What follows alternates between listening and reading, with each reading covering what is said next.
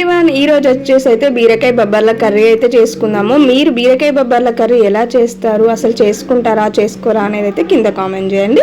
మా ఇంట్లో అయితే ఎక్కువ బీరకాయ తెల్ల బొబ్బర్లు అయితే చేసుకుంటాము. లేకుంటే అలచింతకాయ మంచి సీజన్లో లాతగా వచ్చిందంటే బీరకాయ అలచింతకాయ వేసుకుంటాం. ఈ కాంబినేషన్లో మాత్రం చాలా అంటే చాలా బాగుంటుంది.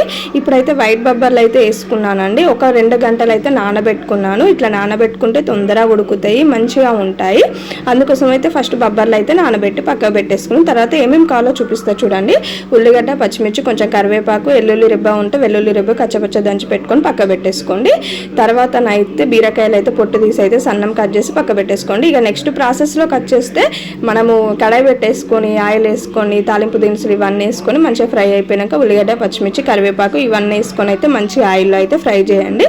కొంచెము పచ్చివాసన పోయి ఉల్లిగడ్డ, పచ్చిమిర్చి కొంచెం ఫ్రై అయ్యే వరకు అయితే ఫ్రై చేసుకోండి. అలా ఫ్రై చేసుకుంటే టేస్ట్ అనేది బాగుంటుంది. నేను కనుక ఎప్పుడైనా తాలింపులోనే ఉప్పు వేస్తానండి.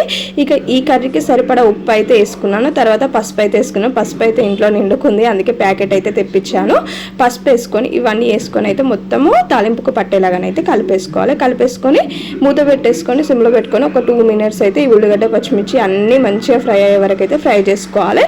తాలింపు అనేది ఎంత ఫ్రై అయితే కూరకు అంత టేస్ట్ వస్తుంది.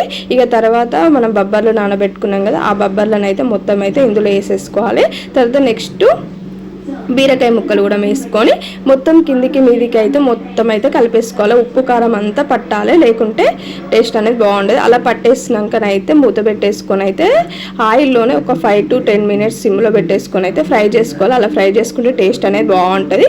ఇక వాటర్ అయితే కొన్ని ఎక్కువనే పడతాయి. ఇందులోకి ఆయిల్ ఎక్కువనే పడుతుంది, కొన్ని వాటర్ కూడా ఎక్కువనే పడతాయి. ఎందుకంటే బొబ్బర్లు అనేది ఉడకాలి కాబట్టి నేనైతే ఒక పెద్ద చెంబుతోనైతే 2 గ్లాసుల వాటర్ అయితే పోసుకున్నాను. ఇక తర్వాత నెక్స్ట్ అయితే ఉడకైతే పట్టింది. స్మెల్ మాత్రం చాలా అంటే చాలా మంచిగా వచ్చింది. ఒక్కసారి ఈ బీరకాయ బొబ్బర్లు అయితే ఇలా ట్రై చేయండి. ట్రై చేసి ఎలా వచ్చిందో కింద కామెంట్ అయితే చేయడం మర్చిపోవద్దు. వీడియోస్ చూస్తున్నాను, సబ్స్క్రైబ్ అయితే చేయట్లేదు, ప్లీజ్ సబ్స్క్రైబ్ కూడా చేయండి.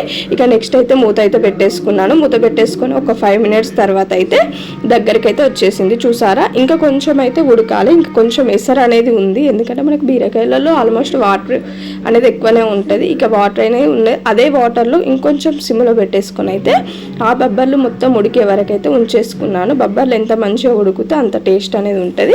ఇక లాస్ట్ దగ్గరికి వచ్చే టైంలో అయితే సాంబార్ పౌడర్ అయితే వేసుకున్నాను. సాంబార్ పౌడర్ కొన్ని కర్రీస్లలో వేసుకుంటే టేస్ట్ అనేది చాలా బాగుంటుంది. సాంబార్ పౌడర్ వేసుకొని ఒక 5 మినిట్స్ హైలో పెట్టేసుకొని అయితే బంద్ చేసుకున్నాను. కర్రీ మాత్రం సూపర్ అంటే సూపర్ టేస్టీగా ఉంది. పిల్లలైనా పెద్దవాళ్ళైనా తినచ్చు. ఇది రైస్లోకి కానీ, చపాతీలోకి కానీ, పుల్కాలోకి కానీ చాలా అంటే చాలా బాగుంటుంది. ఒక్కసారి అయితే ట్రై చేయండి. సబ్స్క్రైబ్ చేసుకోవడం మాత్రం మర్చిపోవద్దు.